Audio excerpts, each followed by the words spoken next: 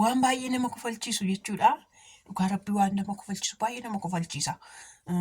Jaartiin keenya jechuudha. Jaartiin keenya gaafananii daabboo mana namaa deemu jechuudha. Daabboo mana namaa deemu ilaaluudhaaf deemu fudhadhee nyaadhe gaafa nyaadhu xaana gochuudhaaf jennaan shaq jedhee baheen wanna gubbaarra bahee ta'u bule. Mukarra baheen akka qamalee bule. Achi bakka daabbichi si haafuu kottu sirree bunaan jettee na kadhattee ani si jalaan du'a naan jettee garuu bariitu ishii bira nan muka ejersarra bahee buleen bariitu gaafa fudhadheen wannoo deeme. Warra abbaa kootii bira dhaqee jechuudha. Sabboontu turaa kan ka'edha barkoo viidiyoon kaleessa hojjedhuun har'a hojjedhe kun viidiyoon kaleessa hojjechuu qabuun har'a hojjedhe jechuudha. Abbaan manaa koo kaleessa baga sireebe baga situme si haareebu si haatumu naan hin jenne isin baga sireebe baga situme baga qoree sitti naqee naan jettan sabboontu irratti silaa kaleessan hojjedhaa ture. Viidiyoon kun viidiyoo sittiin irratti gadi dhiifamee turedha waan ta'eef dhaqaati ilaalaa.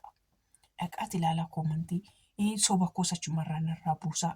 Maaliif mucoon ishii fakkaatti? Mucoon mashiitiin sobdeetti mucaa abbaa manaa ana abbaa manaa kootiti haadha manaa abbaa obboleessaa kootiti nuun jetti mucaa ishii. Ilaalamee mucaa ishii fakkaattu ilaalamee sirriitti. Fakkeessiti nu goyyomsiti. Yeroo hunda bakka yeroo hunda nu goyyomsu jechuudha. Maaliif nu goyyomsitu garuu? Nu goyyomsu. Maaf akka nu goyyomsan hin beeku. Ay sabboontu. Gowwaan argattanii nu goyyomsitu miti. Gowwaan nu argattanii nu goyyomsitu. Gowwaadha nuyi. Kanaafuu nu goyyomsaa sirriitti. Mucaa keetiin mucaa obboleessa abbaa manaa kooti. Mucaa ishii immoo jechuudha. Mucaa itti waggaa 17dha. Daasfooraan hiriira qabadhaayi. Hiriira qabadhaati koottaa koomantii kana jalatti anaaf jedha aduu bifan argini. Mucaan kutaa 10 barataa.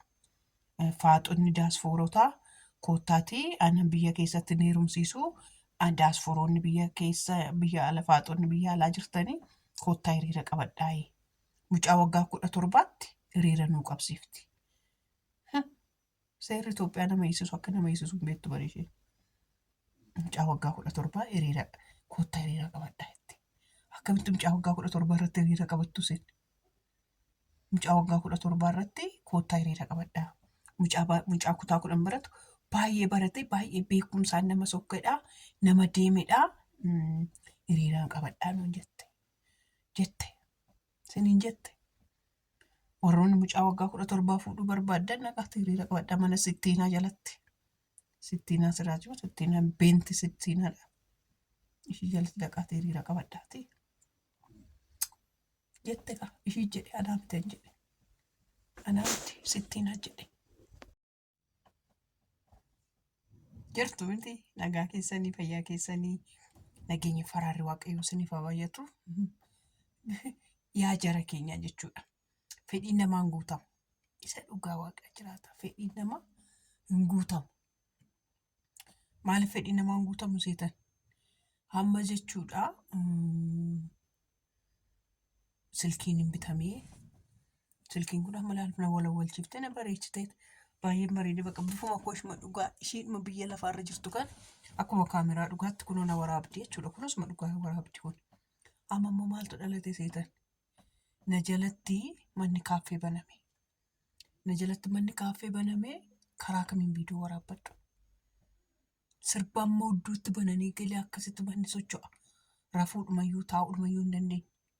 Reefuma dhiyoo kana dura suuqii ture na jala mana kaaffee gurgurataniiti mana suuqisan namichi gurgurateet amma kutaa beekoo taa'een kutaa beekoo kanaan olitti dhiirri tokko dhalate jedhamee algaatti manatti daraaraa galee sun achi keessa taa'een hojjedha. Amma halkan keessa sa'aatii 6-7 hin cufatan. Galgalumallee hojjetadhe. Innaa kana fedhiin namaa guutamu jechuudha. Goggaa waan tokko namaa guutu waan tokko nama jalaa bada. Innaa jechuudha. Sabboontuu Wallagga Lixaa mucaashii ishee dubaraa ishee dur miiloo dura deesse jechuudha. Isheen miiloo dura deesse akkana baafte. Isheen miiloo dura deesse jechuudha. Isheen miiloo dura deessetu lafa jirtu akkana baafte maal nuun jetti? Maal nuun jetti seete? Mee isinumti suura laalaati nutti mirteessa. Haadha manaa boleessa kootiiti. Irraa immoo beeksisa baruggaa soobdu. Irraa beeksisa baruggaa soobdu. Mucaa kootii hojjette maal? Gorsitee immoo maal jettee fiddii? Maal jettee gorsitee too fiddii? Hoggaananii obboleessa keetti heerumuu ati mucaa waggaa 10ti. Ammaatii mucaan koo waggaa 17dha. Ati immoo waggaa 27dha jette. Ittiin jette intalli jechuudha. Dubbii sobaa. Waggaa 13 haa taatu waaqayyoof haa galatu umurii ishiitti hin hinaafne. Garuu ol bukkee qabdanii gaafa laaltanii dubbichi dubbii sobaa fakkaata. Dubbii dharaati. Mucoo laalamee dhiigni isheeyyuu dhiiguma sabbuu fakkaatti garuu garuma sabbuutti sittuu meeqa laaltan? Garuma sabboontuu Wallagga Lixaatti sittuu immaayeen isaanii immoo jechuudha. Immaayeen isaanii immoo hin qaqqaana'u. Maaliif dubbii sobaa kana namni guddaan keessa makachuun barbaadan waan ta'eef hin qaqqaana'u isaan. Hoggaa isaan sunaa isaan hin qaqqaana'u. Sabboontuun sittiina irratti dhaqaati ilaalaa ishee. Sittiina irratti dhaqaati ilaalaa. Meeshinii siniif godhaa ishii samaawwiidhaan barrettee jirtu sittiinaati waan ta'eef jechuudha. Dhaqaatii ilaalaa. Ijoollee mataa hidhachuu baree mataan qullaa natti taanaan dhugaa dubbii waan qullaa deemu natti fakkaata. Mataan garuu mataa mana bareedaadha bara ijoollee. Maafa mataa qullaa na fakkaate dhugaa dubbii mataa qullaa waan hin jiru natti fakkaate hin qaqqabachuu dhaqa.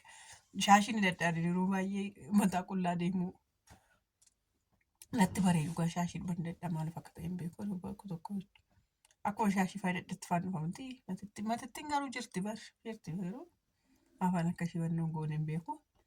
Annaa sittiinaa siraach mee isinimti natti murteessa haadha eebbaa dubbii maa qorqortan jedhinaani. Amma immoo akkamitti obsitee jechuudha. Tokkommoo hangaafii natti uume. Intalatti ishii biyya Arabaatti deessisanii akkamatti obsitee teesse. Kun eega biyyatti galtee torbee 2 fixxeetti. Intarneetiin hojjechuu jalqabe jechuudha achitti. Obsiteetuma teesse bara. Ilma teesse achi lammaffaa immoo daasfooraan ishiidhuma wannoo nu fakkaatti bara. Warra turistii deemu fakkaatti.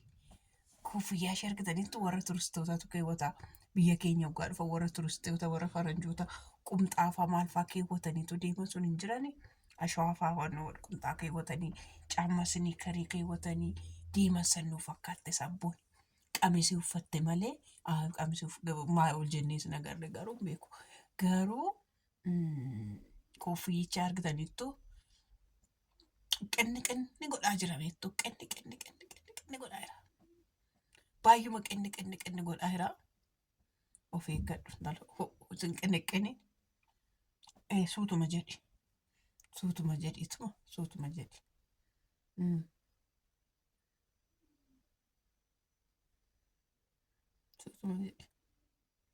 Suutuma jedhi. Obboleetti kootiif jettee intalatti ishiidhaaf jettee. Dhaggeeffadhaa asirratti dhugaa rabbi dhaggeeffadha nama kufalchiisa bara. Ani kolfeen maaliif fiddee haadha eebbaa kan immoo dooduudha itteetu fiddee naan jettan jechuudha. Oduu ta'eetu doon ta'ini garuu na dhibee na ajaa'ibse. Oduu kaleessan irratti hojjedhaa ture. Abbaa eebbutu qoreedhaan na caqacaqe. Abbaa eebbuu qoreedhaan caq na godhe. Tokkommoo jechuudha yaa rabbi tokkichaa baga sitti naqinaan jette. Tokkommoo baga sireebe naan jette. Maali garuu ko reebbamuu akkoo hin barbaaddu jechuudha amma kana. Ani uleen jaaladhu. Ani jireenya koo keessattuu illee ana rukute abbaa biddeenaa koo qofadha. Abbaan biddeenaa koo maaliif akka inni na rukute hin beeku dhugaa rabbi. Fi yeroo tokko jechuudha yeroo tokko xiqqoo ta'ee jechuudha waan xiqqoo ta'ee yaadadhu jechuudha. Obboleessa koo isa gurra koo duuche kana jechuudha amma inni dhagaa viidiyoo kana inni ilaala. Isatu isaaf sukkaarri mutamaa muuqimmoo qamaaf. Sukkaara fuudhee qamma'e gaafa sukkaara fuudhee qamma'u saammadhaan xixiqqaatee jaartiin keenya. Amma sukkaara bakka sukkaaraa gaafa naqu jechuudha. Asuma amma mana godhadhee jaartii ta'ee jechuudha. Gaafa sukkaara argu hin jedha dhugaa nan holladha. Sukkaaruma jechuudha sukkaara gaafa argu. Maaliif baay'ee na reebdi jaartiin keenya. Innaa kana ani guyyaa lammichaan reebame tokko gurra koo kanatti duudee tokko isa sanidha. Lammaffaa immoo na reebuudhaaf kaatee jaartiin jechuudha.